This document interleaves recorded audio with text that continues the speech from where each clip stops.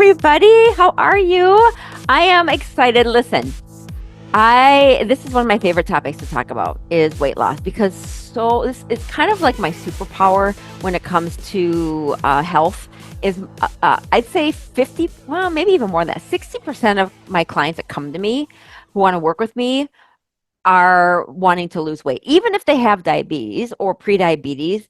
The secondary thing that they want to do is lose the weight, because if you have diabetes or pre-diabetes or insulin resistance, you're going to have extra weight most of the time. So I'd say majority of people struggle with their weight. So tonight we're going to talk about the 10 most common reasons why your body is stuck. So maybe why you've gained weight, or why you're like, why in the world am I gaining weight and I haven't changed anything, right? We're going to talk about that tonight. And I think I'm going over 10, the 10 that I think are the biggest reasons. And to be honest, menopause and perimenopause isn't on here. Just give you a heads up, because you really should not have to gain weight during peri or menopause or perimenopause if your hormones and everything is in balance and you're doing the right thing. So that's not even on this list. So we're going to talk about 10 reasons why, the top 10 reasons why you cannot lose weight. So I'm really excited to talk to you guys tonight. Now, I always have to kind of give you, a disclaimer. I am not diagnosing you. So all of my opinions, all of my research, and all of my teachings tonight are based on my personal experiences and the experiences of my clients, in addition to my education and my studies. So this does not replace or your medical doctor's advice, but I will say what I do is I come from the point of view of what I do is we take what your doctor has diagnosed, or what your doctor has is done for blood work. We analyze everything, and then we try to find the reason why you're have the health issue that you have. So what doctors do is they'll do your blood work, they'll diagnose, which they're brilliant at, and then they'll match the symptom that you're having or the blood labs that are out of balance. They'll match that with a medication. What I do is we take that information that we get from your doctor and we find out, well, what's the reason why? Why is the blood sugar high? Why is, the cholesterol high? Why are you having these symptoms? Why is your blood pressure high? Why is that you can't lose weight? Why do you have cravings? Why is you have heartburn? Why are you depressed? So we take all of that and we analyze it, and then we put you on a holistic protocol that doesn't require drugs to try to get you off of medications and try to find the reasons why your body's out of balance. If you are unable to lose weight, your body's out of balance. That's it. And these are the top 10 reasons why it could be out of balance. Okay, so let's get started. The top 10 reasons why you are having problems losing weight. The first one, this is pretty obvious, is your blood sugars. Now, if your blood sugars are high, it's basically blocking your body's ability to lose weight. So you are what you eat. So if you're chronically eating the wrong things that are causing your blood sugars to spike, you are going to have a difficult time losing weight. You are what you eat. So if you're eating lots of processed food, lots of chemical foods, lots of packaged foods, lots of foods that are full of preservatives, if you're eating a lot of non-organic foods that have tons of pesticides on them, that is affecting your cells. That is affecting your body's ability to burn fat. Your body is designed to take things that it doesn't know what to do with. So for example, if you're eating a salad with greens and vegetables full of vitamins and minerals and phytonutrients, when you eat that, your body knows what to do with all the vitamins and minerals because it's whole food, healthy, nutrient dense food. Your body knows what to do with that. It breaks it down, it digests it, and then it assimilates all the nutrition into the cells of the body where it's needed. You eat a hamburger at McDonald's and French fries that has no nutritional value and is full of toxins and bad oils. Your body breaks that down, and now it's kind of panicked, and it puts a burden on the body. And your body's like, I don't know what to do with this rancid seed oil. I don't know what to do with this, this sugar. I don't know what to do with this gluten. And so it pushes it into the fat cells to try to get it out of the blood, because our bodies are very smart and it does the best it can. But if you're putting all this crap in all the time, you're putting a burden on the body, and that affects how your body operates. And one of the mechanisms that it's designed to do is digest food, assimilate nutrients, and not store fat. But when you're putting bad crap in all the time, it blocks the body's ability to burn fat, and it stores it instead. It stores the toxins in the cells to get it away from the blood and the organs. Okay, so the body is very smart. So you are what you eat. Processed chemical foods, GMOs, all that is very harmful to the body. So we always encourage you to try to do your best to eat organic, eat real food. 90% of your food should be real food. And when I say real food, it's food that's coming from the ground. So get rid of canned goods and processed food and foods that are in boxes. So try to eat real food 90% of the time. And then you also want real protein. So I'm not a big fan of protein powders for many reasons, but one of the biggest reasons is because it's processed. And also whey protein really does spike your blood sugars. And also whey protein is from usually non-organic whey, which is made from dairy that is full of hormones. And so I'm just not a big fan of animal protein powders. I am a fan of animal protein, organic, actual real protein, not processed in a box. Okay. Number two is insulin resistance. And just to give you a real quick lesson on insulin resistance, if your blood sugars are high, that means your insulin's high. Okay, you can't have high blood sugars and low insulin at the same time, especially if you're pre or type 2 diabetic.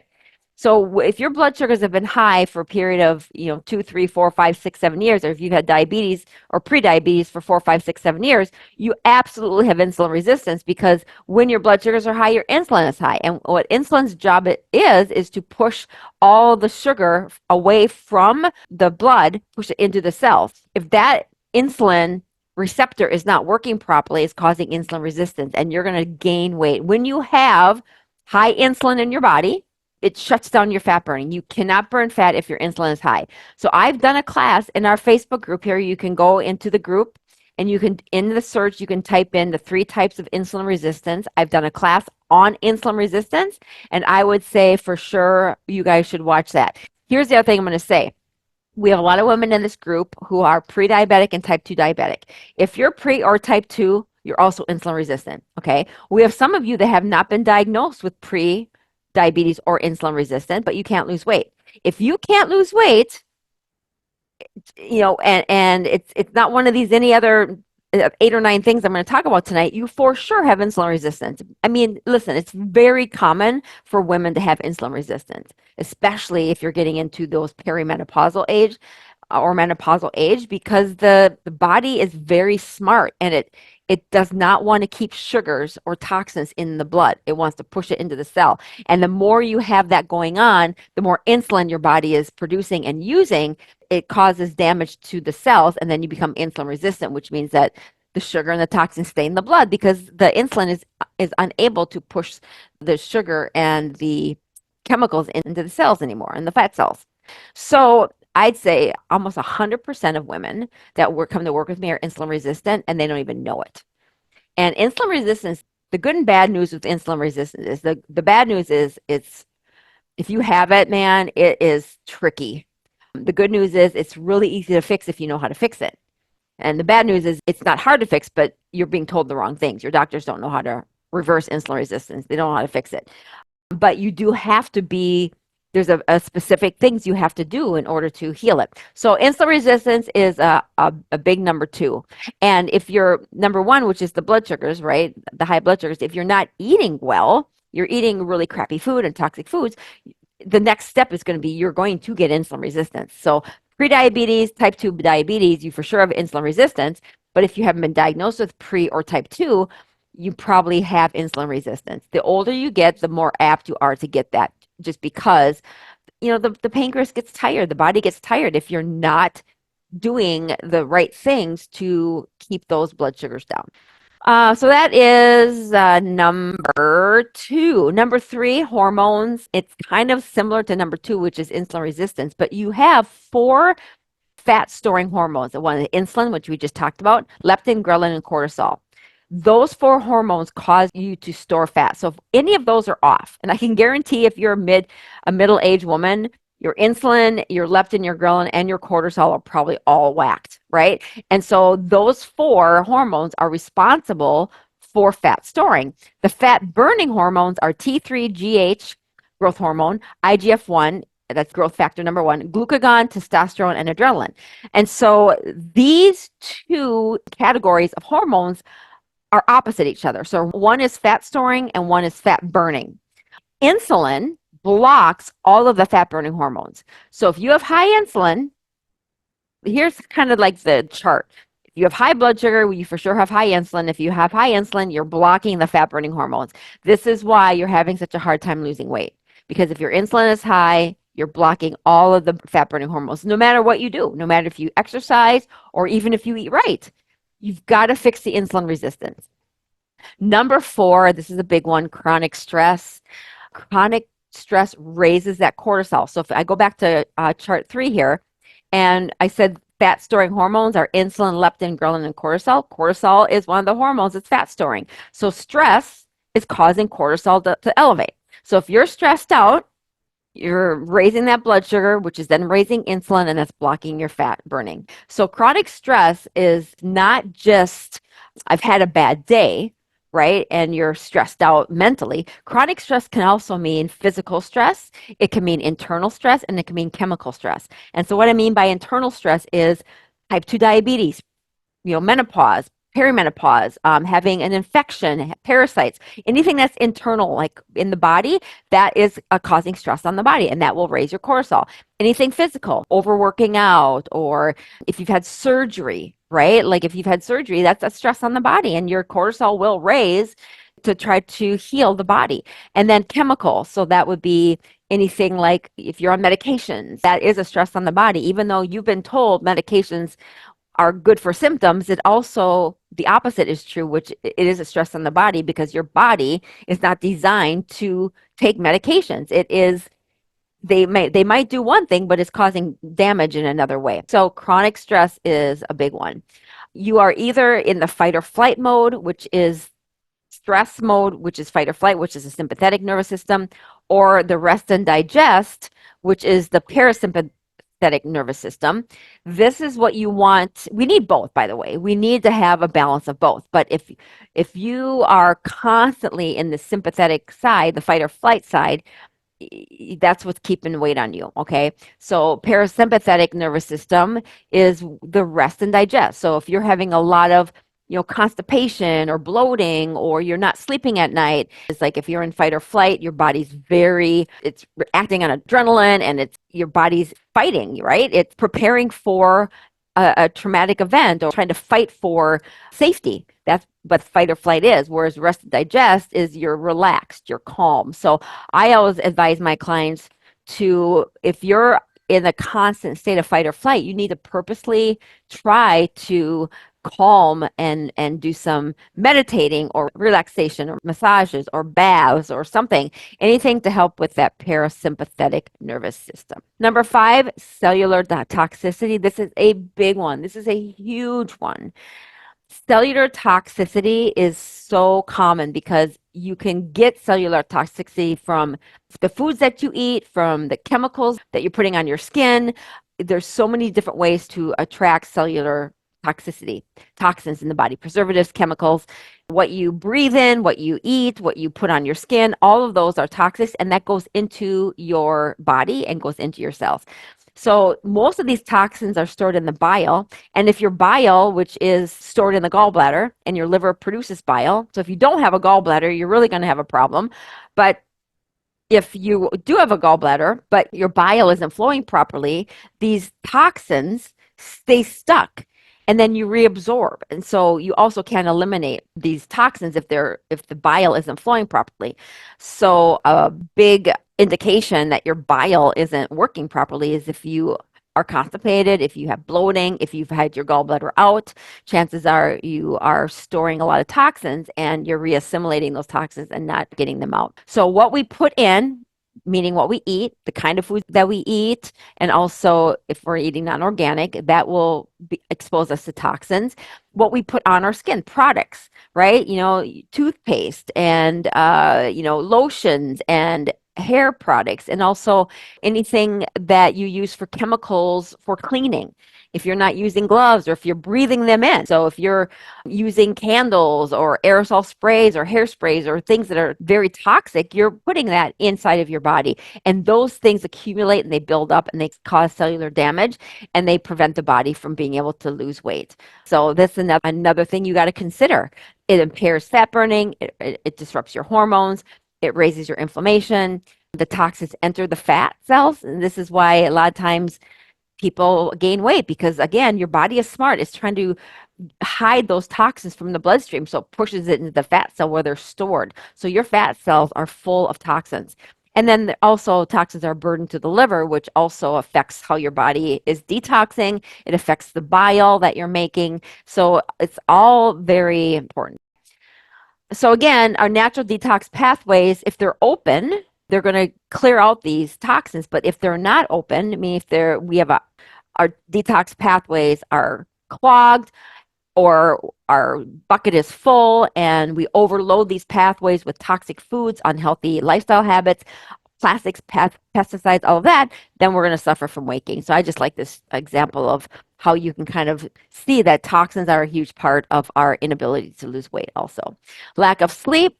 The reason why is because when you are sleep deprived, you cause the body to release cortisol. So if you're not sleeping well or if you're stressed out, your body is going to raise cortisol. When you sleep at night and your melatonin and your body is in that parasympathetic nervous system, part of the ANS system, your body starts to relax and your body normalizes. So if you're sleep deprived, it keeps your cortisol up and you just end up causing more stress for your body to be able to lose weight, because we do lose weight at night. That's part of the time we lose weight is when we're relaxed and when our body's able to remove these toxins from our body. So what you need to do is you need to for sure change your lifestyle, but it takes some work. You have to intentionally go to bed earlier. You've got to make sure that you're following a really good protocol where you're not exposing yourself to all these things. You have to make sure that your room is dark. I mean, a lot of times, if you have a lot of electronics or EMFs in your room, that can cause your body's ability to not be able to sleep very well. And also if you're hot, right? So I always recommend try to get your room between 65 and 70 degrees. Some people like it cooler, but that usually is an optimal sleep temperature. So you're going to have to really try to monitor your sleep. I use an Aura ring, which is this little ring that I wear on my finger. And what this does is I really do like it because it's just on your finger. It's very accurate for sleep. I don't wear this for heart rate. I don't wear it for monitoring my workouts for much. It's my sleep and how my body is recovering. So it does an HRV variability monitor. It's very good. I like it. Aura, OURA ring. And it spits out a report every day that gives you a score on how you've slept. It tells you how long you've been in REM sleep, in deep sleep, or light sleep. Really like it. And since I've been using it, I've been able to figure out how to really adjust my score by, going to bed earlier or making sure my room is cooler or making sure that I don't eat, or drink caffeine before bed and just being able make sure my room is dark. I know when I first moved to Florida, I was not sleeping very well because it's so bright here, and so the sun would come up at 6 o'clock, and I don't get up that early. I just don't. I like to get up, a little later, so I had to make sure that my blinds were just, always shut, and I bought different dark blinds so that when I was ready to get up, I would get up, and so I wouldn't be woken up early. So again, I like the Aura Ring. It just is a really good way to monitor sleep and be able to tweak it and improve your sleep. The next one, medications. I know you're not going to like this answer, but your doctors are not telling you the truth about this. Medications do many things to inhibit your body's ability to lose fat. One is they block nutrient absorption. When you're nutrient deficient, your body doesn't want to lose weight because it wants to keep weight on you. Okay, so medications absolutely can block nutrient deficiency. And when you're nutrient deficient, you will have a terrible time losing weight. So I think I have this chart actually in the free group under the files, but you can look at the different drug class and then you can see the brand names and then you can look over here and determine which vitamins and nutrients are being depleted. So, for example, if you're taking diuretics, okay, you're going to be depleted in vitamin B1, B6, magnesium, calcium, potassium, zinc, and sodium. If you're taking a statin, like Lipitor, Crestor, you're going to be deficient in magnesium, potassium, coenzyme Q10. So I like this chart. You guys can go ahead and take a screenshot of it if you want. But this is just to show you that if you are on any of these medications, you are for sure blocking the absorption of nutrients. And so if you're not being nutrified, you're not going to be able to lose weight very well, and you will gain weight. A lot of these medications will cause that your cortisol to raise too. It also causes blood sugars to elevate, which is another reason why you could be gaining weight from certain medications. Okay, so they're toxic, they cause hormone disruption, they raise your cortisol, they raise your blood sugar, and they cause you to, not be able to absorb nutrition. So this is, you guys, I can't stand medications. And please hear me. When I say I hate medications, I don't mean that you shouldn't use them short term if needed once in a while. Okay? I'm of the opinion that when you go to your doctor, the first thing they want to do is prescribe a drug. My theory is if you have a symptom, what's causing the symptom? And let's find out what's causing the symptom based on what you're eating, what you're doing, your lifestyle, if you're nutrient deficient, if you've got, diabetes or prediabetes, whatever. You can learn a lot from your symptoms. You don't need a medication for a symptom. Okay. Now, what I will say is medications short terms, sometimes you have to. If you have an infection, if you've got, something like that where you need an antibiotic, I get it. But even so, if you're getting infections a lot and your doctor is prescribing you antibiotic after antibiotic after antibiotic, my question to you would be, why are you getting infections so much? Like, what's causing you to have to be on an antibiotic? I can tell you, I can't remember the last time I've been on an antibiotic. And the only time I was ever on an antibiotic was when I had a surgery way back a while, like many years ago. I had some surgery and I had to go on an antibiotic. Otherwise, I have my 40, 50 years of life, I have not been on antibiotics. Because again, I want to prevent my body from having to get infections. I want to have my immune system take care of these things, right? So, and that is possible. So I know you guys are being told the opposite, and you're being told, medicate, you need medication, you need vaccines, you need medication. And I'm saying that the body's innate intelligence is designed to heal itself. But please hear me. I'm not saying all medications are wrong all the time. I'm saying they're overused, and your goal should never be to be on a medication long term. That should never be the goal. Your goal should never be, oh yeah, I'm going to be on this medication for the rest of my life. Your goal should be, if I need it right now, short term, to get until I can heal my body or I can figure it out. Okay, but your goal should never be on a medication long term. That's just my opinion, and that's what I train and how I help my clients. I try to get them off medications because I've seen what medications do and how they damage the body's ability to work properly. Okay, so that's that. All right, a couple more here. Just another real quick added tidbit. These are drugs also that deplete vitamin D. And as a country, we are so depleted in vitamin D. And if you're on any of these drugs, you're even more depleted. So your body needs vitamin D, as you have learned from the last 2 classes I've done on cholesterol and statins and all of that. Cholesterol is needed to make vitamin D. Vitamin D is needed for cholesterol. So if you're on any of these drugs, they're going to be blocked, and you need vitamin D. Every cell in the body needs vitamin D. I've done a class on this also. So if you go back inside the group under the search tab and you do type in drugs that raise blood sugars, you can watch that class. But I've done a whole class that does more of a deep dive on that topic. Number 8, over exercising. So many women think that the more working out the more working out they do, the more they're going to lose weight. It's always temporary.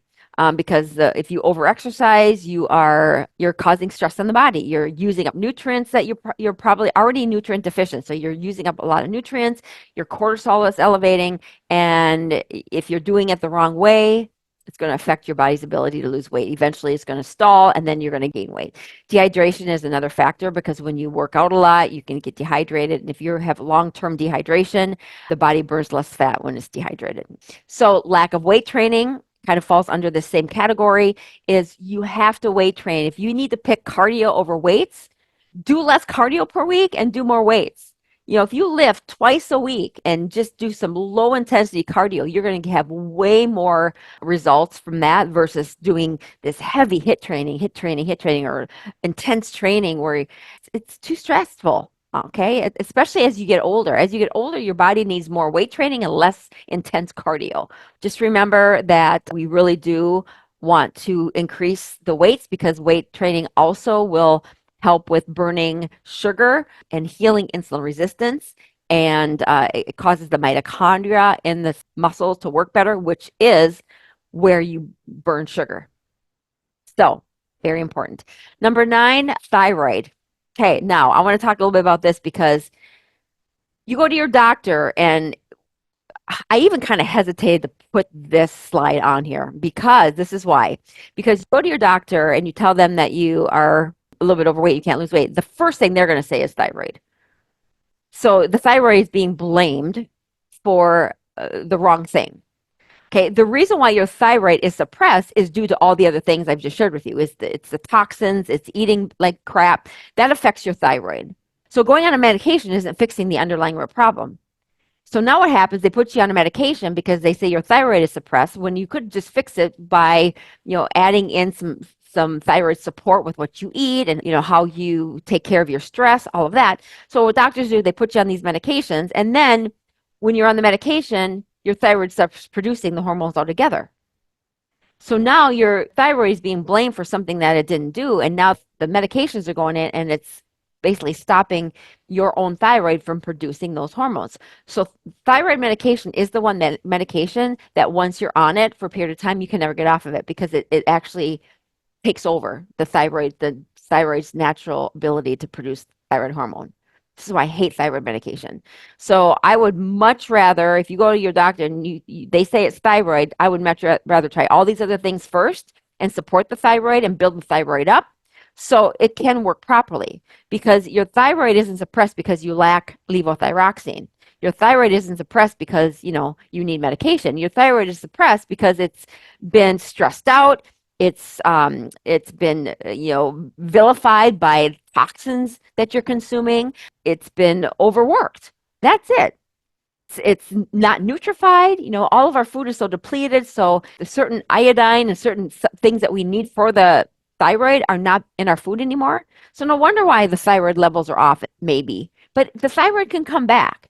But once you go on medication, the only thing happens when you go on medication, the only thing I can promise you is that you'll have to keep increasing the medication and you're not going to be able to come off of it. So those of you who aren't on thyroid medication, but your doctor wants you to be, please consider working with me or letting me help you to rebuild your thyroid first before you go on thyroid medication. Because once you're on thyroid medication, it's bad.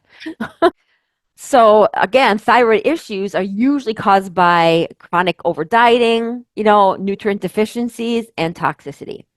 So your poor thyroid is getting blamed for something that we're actually causing. So my opinion is that doctors are too quick to assume that your thyroid is to blame, when in actuality, our choices are affecting how the thyroid operates. It's not the thyroid's fault. And then the last one is the nutrition deficiency. So I would recommend that you guys watch the program I did on this. Go into the group and type in, "Are you nutrient deficient?" Because this will blow your mind when you understand how important nutrients are in your body. And it's like putting gas in your car. If you are running on fumes in your car is going to break down. we don't get all of the nutrients, vitamins, and minerals that we need from our food anymore. So even if you're eating healthy, you do need certain supplements, certain nutrients for your body to operate. And 100% of women I work with are nutrient deficient because one, they're not eating well usually, but even if you are, your food is not, it's not full of nutrition like it used to be. Everything is processed. Everything is coming from the ground now. Is the soil is depleted because they're putting glyphosate and they're putting chemicals in the soil to make the plants grow faster. So it's depleting our minerals. So you're not getting your minerals and your vitamins from the food anymore. So you have to supplement. So most people are nutrient deficient. And just a real quick thing, if you have low blood pressure, if you have blood pressure under like 99 and your systolic is under 112, that's low blood pressure. Your blood pressure should be that 110 to 120.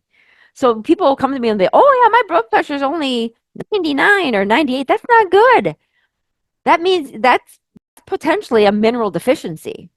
Okay, so low blood pressure isn't always, it's not, doesn't mean you're healthy. Okay, a low blood pressure means that too low is a mineral deficiency. We want it that, but between 110 and 130 is actually really good. Okay, so the goal isn't to have your blood pressure so low where you're feeling like you're lightheaded. So just remember that could mean that could be what that means if your blood pressure is low. Have you guys ever heard of MIND? It's medical induced nutrient deficiency. That is a term in the holistic world. So if you work with anybody, you hear somebody say that, yeah, you have MIND, it's a medical induced nutrient deficiency. That's the thing. Some of the symptoms you'll have if you're nutrient deficient are this list: fatigue, depression, edema, irritability, nightmares, stiffness in the body, tightness in the body, oily skin, cracks in the corner of your mouth, weight gain, weight loss, flaky skin, yellow eyes, asthma, coughs, red gums, craving ice or dirt. So there's just a lot of symptoms that are caused by nutrient deficiency. And if you go back to that class on that, I go into more detail and explain all that. 80% of all diseases are caused by nutrient deficiencies. Isn't that crazy? Some additional talking points here really quick. So those are the top 10 I gave you, but there's a few other things I just want to throw in here. You hear a lot of times calories in versus calories out. That's not a thing. If you look at this graphic here, you could have 2 tablespoons of oil, which would be about 500 calories, or you could have 5 plates of fruits and vegetables for 500 calories. Calories in, calories are not all the same. So if you're telling yourself, oh, I'm just going to go on a 500 calorie diet, or I'm going to go on a 1,000 calorie diet, doesn't matter what I eat, but it's going to be 1,000 calories. That is not how you do this. Your body needs good quality food. So as I think I proved to you in this class, is your hormones are to blame for the fat burning and the fat storing. So if you're putting in really bad quality foods that's raising the sugars and the insulin and causing toxicity, that is more of a factor than your actual calories. So I have some women that are on 500 calories a day and they're gaining weight. And I have some women that are on 2,000 calories a day and losing weight. How is that possible? It's the quality of the food, the quality of the calories that you're putting in. So we never count calories, ever, ever, ever. It has nothing to do with losing weight. It's all about the quality of foods that you're putting in and the health of your metabolism, the health of your mitochondria in the muscle, and the health of your metabolism. Most people think eating fat causes fat. This is not true, except I'm talking about eating healthy fats. Healthy fats do not cause fat gain. When I'm talking healthy fats, I'm talking olive oil, avocado oil, grass-fed butter, ghee, coconut oil. Those fats are healthy fats. The fats that are causing weight gain are the rancid canola oils and vegetable oils that the restaurants are frying your food in, or the seed oils that you're getting off the shelf that are rancid. Those are the fats that are causing cellular damage and causing your body to gain weight. So good fats are not bad for you and they're not causing you to gain weight. And then this last thing I want to talk about real quick, I think I talk about this every class, but I am so tired of hearing diabetes educators or other nutritionists or trainers or whatever, they're saying, oh, everything's okay in moderation. This is the number one worst advice that I hear dietitians or diabetes educators telling you guys. Everything in moderation. It's just not true. Listen, I want you to really hear me on this. I want you to visualize this, okay? Every time you eat something, so let's say you eat some cauliflower. You eat that cauliflower. In the cauliflower is vitamins, minerals, phytonutrients, all what the body requires. The body takes all of that after it digests. It takes all of that nutrition, and it assimilates it in the body where it needs to go. It doesn't go into fat cells. It goes into the cells of the body that need it for your health, for your energy, for your metabolism, for the heart, for the eyes to blink, for the brain to think, for the legs to move. I mean, your body needs fuel. So your body breaks down that food into fuel and it assimilates it into the body where it's needed. Now, that's healthy food, right? Now, let's say you take some pizza or hamburger or whatever. All of that gross, toxic, rancid, chemical, preservative food. You eat that. You digest it. It goes in. Your body doesn't look at that food and say, "Oh, it's okay. It's okay if we'll just tightly little, we'll just make sure that we take this and it won't harm the body at all, and we'll push it right through the body. It won't do anything. It doesn't do that. The body does try to hide it though, because it's so bad. The body tries to digest it and it pushes it into the fat cell to hide it from the tissue. Okay, so it takes all of these things. It tries so hard to get rid of it, but it can't. It has to go somewhere. So instead of keeping it in the blood, it tries to push it into the fat cells. So when people say everything in moderation, what does that even mean? Because everything you eat, it has to do something in your body. It's got to go somewhere. It's got to do something. So if you're putting crappy food in all the time, what do you expect your body to do? It's got to do something with it. So moderation, in my opinion, it's just a phrase that's just stupid, because your body is going to, whatever you put into it, your body has to do something with it. So it's either going to feed your health or it's going to feed disease. It's going to feed your body breaking down. Those are the only two options. There's no in between. You're feeding your health, you're feeding your cells, you're feeding the longevity of your immune system, you're feeding all of those, or you're feeding disease. You're putting all that food that's really toxic is a burden on the body, and it's causing your body to be very toxic, and it's a burden, and it's a stress on the body. So when I say burden, I say stress, it's the same thing. And it's causing that fight or flight, right? So I just want you to think about that. Now, am I saying that you can't ever have a cookie or a piece of pizza? That's not what I'm saying.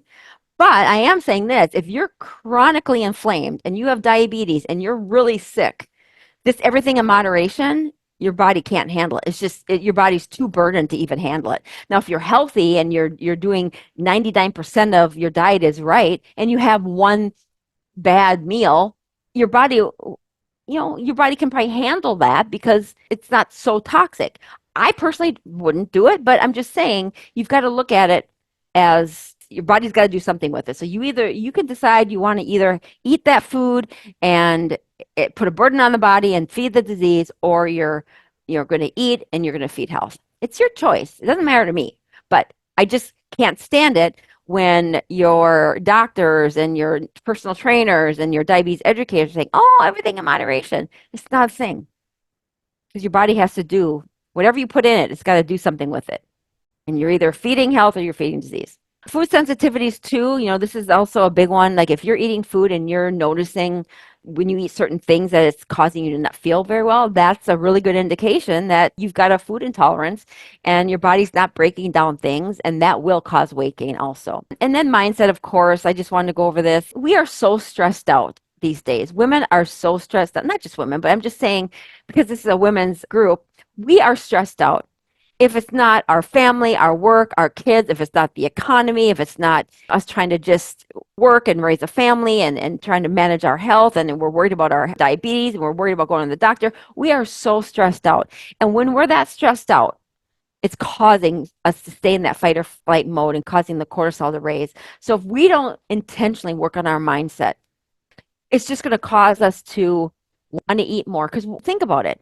When we're stressed, what's the first thing that most of us want to do? We want a break from being stressed. And what causes us to have a break? We want a dopamine hit. So what does food do? Or alcohol or drugs, right? It gives us that boost of dopamine so we don't have to think about the stress in our lives. But that's just a temporary fix. So a lot of the work I do with my clients and coaching them is really to identify and understand how we're thinking about things and how we're processing our emotions. Because most of the time, what we want to do is we don't want to feel those emotions. We want to push them away and we don't want to feel them. So we eat or we drink or we smoke or whatever. And so what I do is I try to help you understand that, listen, emotions, they don't feel good, but they're just emotions. So, how do we manage that? How do we process those emotions? And that's a huge thing that I think would be important for you guys to think about starting to work on, because if you can get your mindset right and you can start working on your stress levels and understanding that, you're going to not be so tempted to overeat or to put those bad foods in, which are causing all these stressors on your body. Just remember, it's never just one thing. So if you're having a hard time losing weight, it's never just one thing. It could be all 10 of these things I shared with you tonight. It could be three of them. It could be four. It could be two, but it's never just one. So you want to take a look at the entirety of your situation and you want to say, okay, out of the 10 things I went over tonight, which ones could I start to maybe work on? Like maybe it starts with your diet, maybe it starts with your stress, maybe it starts with really examining the kinds of foods you're putting in. Is it packaged food or is it organic? Like you can make some different kind of decisions on what you start with. Like when you start peeling back the layers of what you can do to start working on this, you can pick one at a time, right? But it's never just one thing that's causing it ever. Remember that all of those classes I talked about tonight are in the group. So if you go into the group and you go under the media section and you type in videos, they're in there. Or you could go to the search bar. See this little search bar here? If you go to the search bar and type in the class I was talking about tonight, you see one right here, drugs that raise blood sugars. There's just so many in that group. So, and you have access to all those classes. So this is why I do these classes for you guys, because I just want you to know that you are supported, that I am here to help you. I want you to understand that you can do this. And I want to be your go to person. I want to be the coach, the health practitioner that can help you, that can actually give you a different perspective. Because the only perspective you're seeing is from the medical side. And when you're overweight, all they want to do is push Ozempic on you and push drugs on you and fat burners. And listen, they work, but not without a consequence and not without damage and not without, it's a short-term fix. Oh, the Ozempics, the fat burning, all that. It's a short-term fix. It's not getting down to the underlying root cause. It's not addressing the insulin resistance. It's not addressing the kind of foods you're putting in. It's not addressing the toxicity issue. It's not addressing the hormones. It's manipulating your body to lose actually more muscle than even fat, and you're just causing more damage. So I want to help you and I'm here for you. And I do want you to know that every week I do a different topic, a different class in this group. And you can always rewatch the classes because they're stored in the Facebook group and they're always on there for you for replay. Okay? Your words cut deep. Don't you understand that you're bringing me down till I'm stuck?